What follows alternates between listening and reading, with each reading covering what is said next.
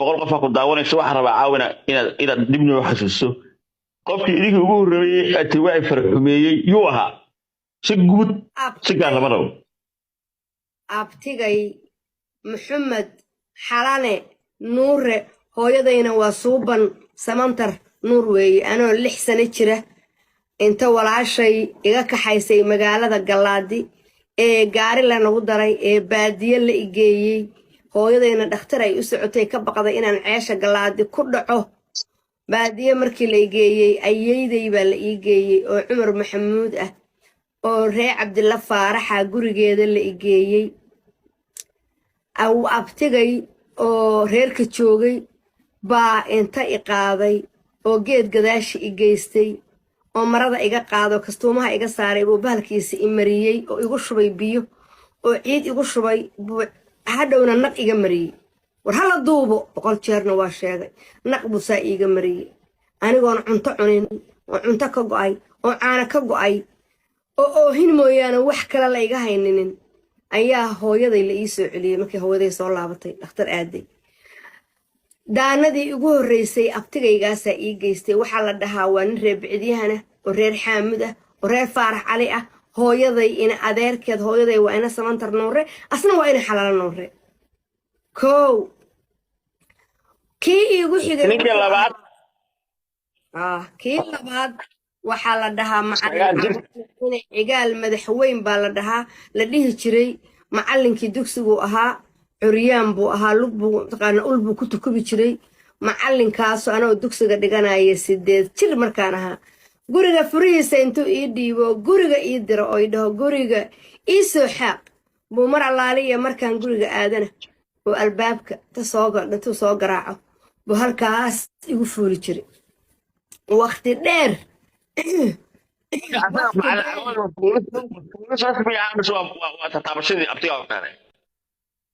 maye macallin cagoole aniga gudahayga hadday wax jeexi lahaayeen oo dhiigiga imaan lahaa waaba lay arki lahaa sidaasuu ii buraashi jiray asagana waa la fantax buu ii yeelay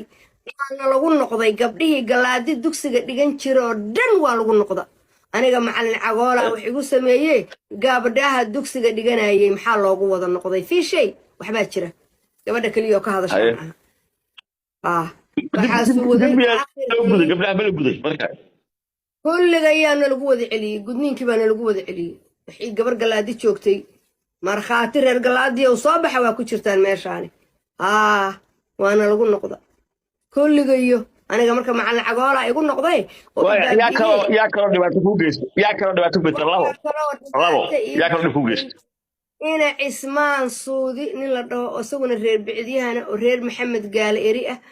oo macallinka dugsiga ahaan jiray kaas waa islaaxi jiray saas anoo naas balaygu arag busa ii salaaxi reer bicdiyahan waa nijaasi wixii ka dhig yaa nijaas dhashay weeye reer bicdiyahan wallaahi waxaan hayaa intaasoo nin ah oo maxaa la dhahaa kuwa ilmo cali garweyne la dhaho dhilla ka yar dhodho maxan roq bariis ayaa ku dhabay ina cali garweyne muxuu kaa dhalay xinjir dhiigiyo wacal dhiga weyn waaba caan kufsiga iyo qabsiga iyo xataa kuwa ragga fuuli jiraa jira oo reer bicdiyahana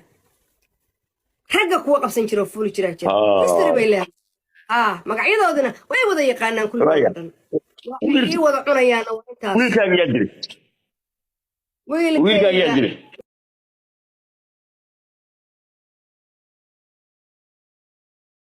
waa dhaawac lafta dhabarka xabad baa kaga jirta madax iyo calool ninka la dhaho ama Cabdixakiin Cismaan Nuur ninkaasaa gaangi u soo kaxaystay oo yiri ha aamusto oo wiilkayga xabadaha la dhacay intuu gaangi u soo diray lafta dhabarka waana Cali Saleebaan wiilkaygu lafta dhabarkana xataa xabad baa weli uga jirta harti waanigi laas caana habaaray waana aniga la helay laas caaniya Minnesota kuwaana waa la helayaa reer bicdiyaanka iyo oo reer Cabdilla Faaraxa oo weliba damcay inuu xagga gadaala iga fuulo oo magaalada Virginia degan oo Cabdullaahi la dhaho oo taksiila ah baa meher ku leeyahay yes meherka meeqo Cabdullaahi koofiya dheeraa la dhahaa taksi buu wadaa waa la isbaraa la isma aqoonin wax la idiin qarinayo ma jirto number 1 waxaan meher ku leeyahay nimankan reer muduga ah gadaal waxay ku jeclaadeen magrawey aniga meeshaas waxay ku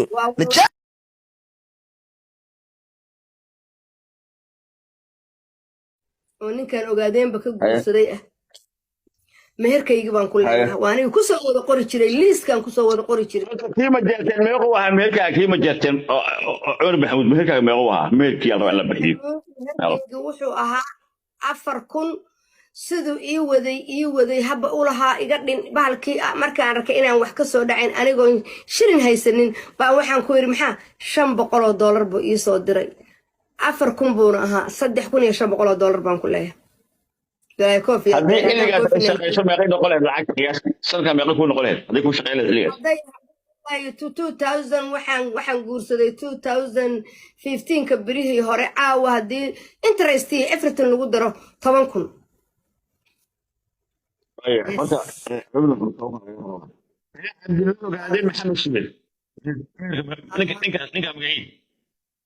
ninkaas waxaa la dhahaa maxamed deeq gabadha buraanburta ee shamsa dheer la dhaho ee buraanburta oo minnesota degan walaalkeed weeye maxamed deeq baa la dhahaa waa ku soo qoray meherkaygu 2,000 buu ahaa qoonkii qudba sirtuu ku jiri kuwii qudba sirtuu ku jiri kow waa nin cismaan maxamuuda oo la yiraahdo nuurudiin baa mise muxiidiin oo meel boostaa ku haysta magaalada la yiraahdo Minneapolis meel boostaa ku haysta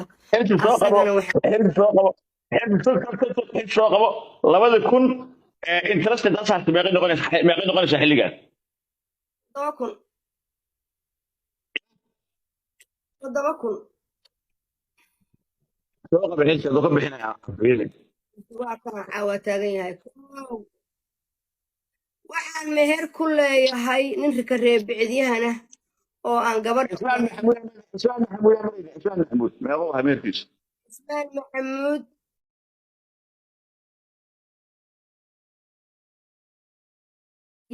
meherkaygii waagii aan ku lahaa qalbigayga waa ka maqan yahay intuu ahaa laakiin asaguna meher ima siinin wax meher ima siinin bicidyahan ninkii kow i guursaday oo aan gabadha u dhalay waxaan ku leeyahay ninkii labaad buu ahaa ninkaas waxaan ku leeyahay wuxuu igu mehersaday waagaas adduun buu ahaa 84kii buu i guursaday lacag Soomaali baa la igu meheriyey intii ay la igu meheriyeen ma garanayo asaguna meher ima siinin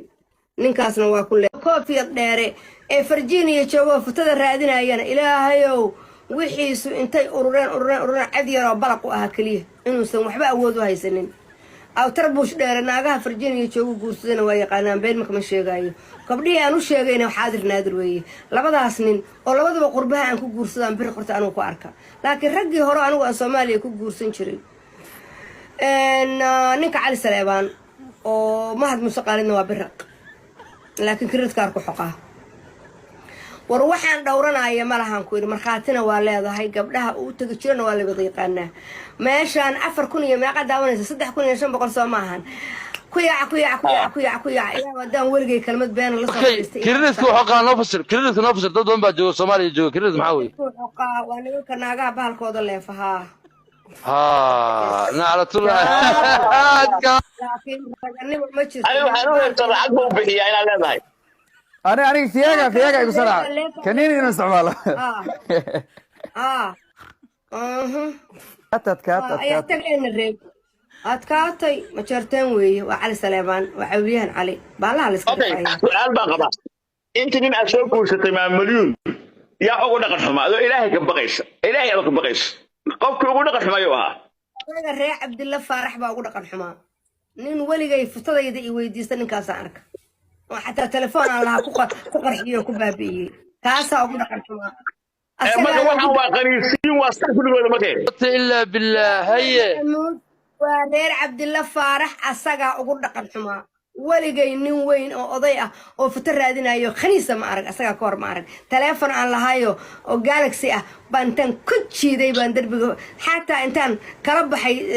taqaanaa suunkii baan la dhacay hotel baan wada deganay markii aan baxnayna airportka intuu ii waday اوكيالي بان تان كرب حصدي بان طورة او طريقة كطورة أساقا وحبا أركينين بوليسنا وأقوى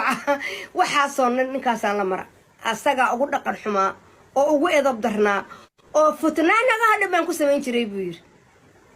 نغا هذا بانكو سمين جري وأنا نغا حكو مغاقاي واقي هورانا هرانو سوماليا تكنو كسو شقي لكن ما هالكاس تربوش داره وغير عبد الله ويساقده هالكاسو فديا وحو أدير اسكو دويهين أي جي iyo kan xunkaayoo la yiraahdo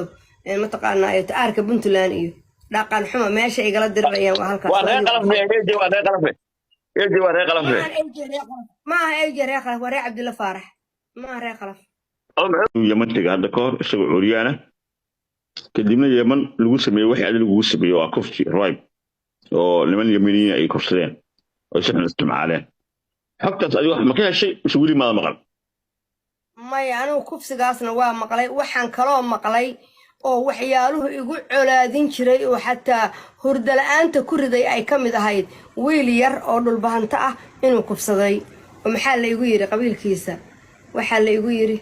magaciisa waxa soo dhawaagay YouTube-kayga hore u xirnaabay ku wada jireen iyo Facebook-gadeedii wiilkaas qabiilkiisaan sheegay waa cunug yar uu kufsaday mid kale wuxuu sameeyay walaashiis oo la dhalatay